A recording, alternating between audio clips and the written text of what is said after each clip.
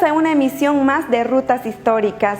Cada 21 de diciembre se celebra el Día del Trabajador Petrolero en Bolivia, en memoria de la fundación de YPFB. Durante la Guerra del Chaco, peleada entre Bolivia y Paraguay, que la Standard Oil afectó gravemente a los intereses nacionales, trasladando maquinarias y herramientas a territorio argentino y negándose a refinar gasolina de aviación y aumentar la producción de combustibles para el ejército en campaña. Por tal razón, el gobierno de Daniel Salamanca, mediante una resolución presidencial de octubre de 1933, interviene en los pozos petrolíferos de Camiri, lo que en los hechos ya representaba el inicio de la nacionalización.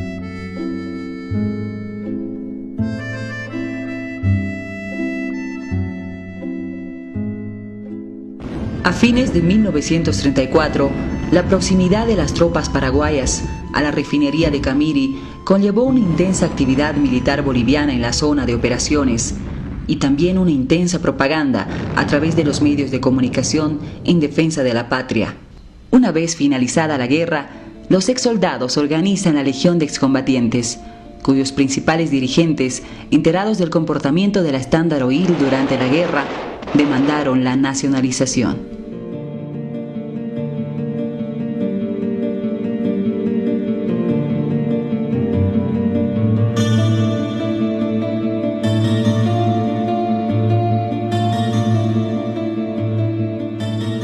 Nos sacamos de ahí, porque si no, sí íbamos a entrar. Ahorita tuviera buenos dueños de Camiri de todo el petróleo.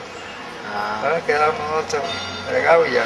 Porque luego no hemos peleado el petróleo, a eso fuimos, no vamos a entrar, porque el terreno no sirve, ese terreno ni para sembrar yuca. Se iba en ferrocarril hasta Tupiza, Villazón, y de ahí a pie tenía que ir la gente nuestra, ¿no? Bajar la cordillera, la serranía y llegar al trópico.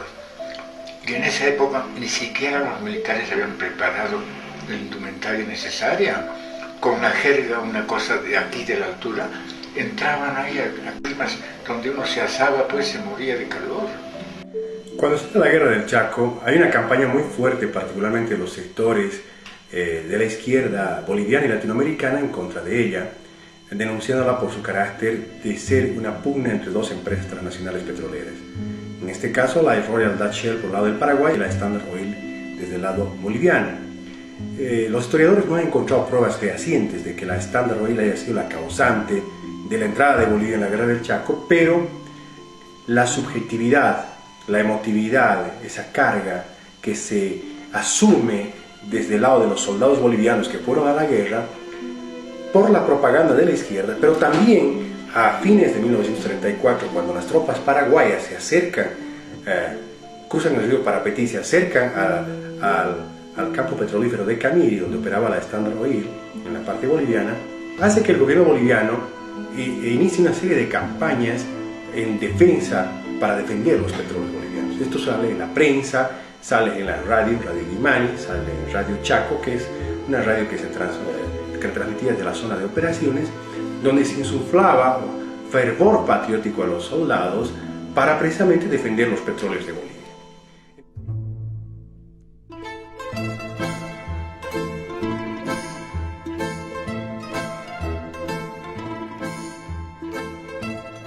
La estrategia de nacionalización de los intelectuales, encabezados por Dionisio Foglianini, contempló dos fases. La primera consistía en crear el marco legal institucional adecuado para la constitución de una empresa estatal de petróleo. La segunda, castigar al Standard Oil por su comportamiento antiboliviano durante la Guerra del Chaco. La nacionalización fue uno de los más importantes resultados del desastre de la Guerra del Chaco. O sea, no es una palabrita, es algo que está inscrito en la memoria histórica de este país como un acto de soberanía, de recuperación de la dignidad de este país frente a una historia de saqueos, estafas, traiciones, en fin, ¿no? Este país es un país desgraciado en gran parte por la miserable administración de recursos naturales. después de terminada la guerra, en mayo de 1936, los trabajadores de tendencia socialista, representados por la Federación Obrera del Trabajo, FOT, y los anarquistas, organizados en torno a la Federación Obrera Local, FOL, ambos de La Paz, confluyen en un movimiento de huelga unitario que exigían, entre otras cosas, un aumento general de salarios, pensión y trabajo para los exsoldados y viudas de guerra y la exigencia de confiscación de los bienes de la Standard Oil en Bolivia. A pesar del estado de sitio decretado por el gobierno de Tejada Sorzano para controlar la insurgencia popular, el mismo no fue impedimento para que se iniciase una de las movilizaciones de trabajadores más grandes conocidas hasta ese momento en la historia de Bolivia. Para frenar la convulsión social, Tejada Sorzano pide que el ejército intervenga para restaurar el orden. Sin embargo, el alto mando encabezado por el teniente coronel Germán Busch rehúsa cumplir la orden del primer mandatario. Ante esta situación, a Tejada Sorzano no le quedó otra alternativa que la de presentar su dimisión a la presidencia de la República. Esta actitud del ejército no era una mera casualidad. En efecto, al iniciarse el conflicto, Waldo Álvarez, uno de los dirigentes que encabezaba el movimiento de los trabajadores, se había reunido con el teniente coronel Germán Busch, a la sazón jefe del Estado Mayor, logrando el compromiso del ejército de no reprimir las manifestaciones populares. La fuerza de los trabajadores unidos por una causa común y el apoyo del ejército al movimiento se convirtió en la clave de la victoria obrera. Cada 21 de diciembre se celebra el Día del Trabajador Petrolero en Bolivia, en memoria de la fundación de YPFB, que fue en 1936. Cuando el gobierno del presidente David Toro, bajo el asesoramiento del teniente coronel Germán Busch y el ingeniero Dionisio Foglianini, creó la empresa estatal petrolera boliviana. Desde aquella época, los trabajadores petroleros son considerados uno de los principales sectores que aportan al país con su esfuerzo y dedicación, desde los pozos en perforación, refinerías, plantas de procesamiento, proyectos de industrialización, redes de gas, engarrafadoras, distritos comerciales o en las estaciones de servicio. En los últimos años, YPFB calculó que tenía entre su casa matriz y las subsidiarias unos 5.500 trabajadores y entre las empresas privadas, operadoras y de servicios otros 5.000. YPFB es una marca boliviana. Esa sigla de 4 letras simétricas contenidas dentro de un rombo que representa la presencia y soberanía de la empresa estatal en los 4 puntos cardinales del país.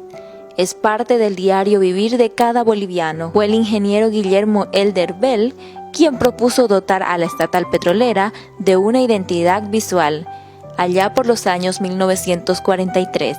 La Cámara Boliviana de Hidrocarburos y Energía, CBHE, manifestó su reconocimiento a todos los trabajadores petroleros.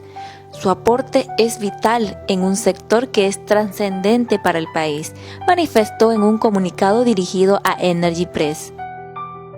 El trabajador petrolero es la esencia del desarrollo de la industria, desde los cargos ejecutivos hasta el trabajo de campo. Los hombres y mujeres que laburan en esta industria están sometidos a presiones de diferentes ámbitos, ya sean económicos o técnicos. Por lo tanto, su valor y el aporte es transversal, sin lo cual no es posible pensar en el desarrollo de este sector que requiere de decisiones con mucho temple. En los últimos 20 años, la industria petrolera en nuestro país se ha modernizado y ha permitido a los trabajadores operar en óptimas condiciones, acorde a las exigencias de la industria. Actualmente, es importante que se genere más impulso a las inversiones en el sector, que permita a la vez expandir la oferta laboral para los profesionales y técnicos. Los invito a que nos sigan en nuestras redes sociales. Soy Verónica Camargo. Hasta una próxima emisión.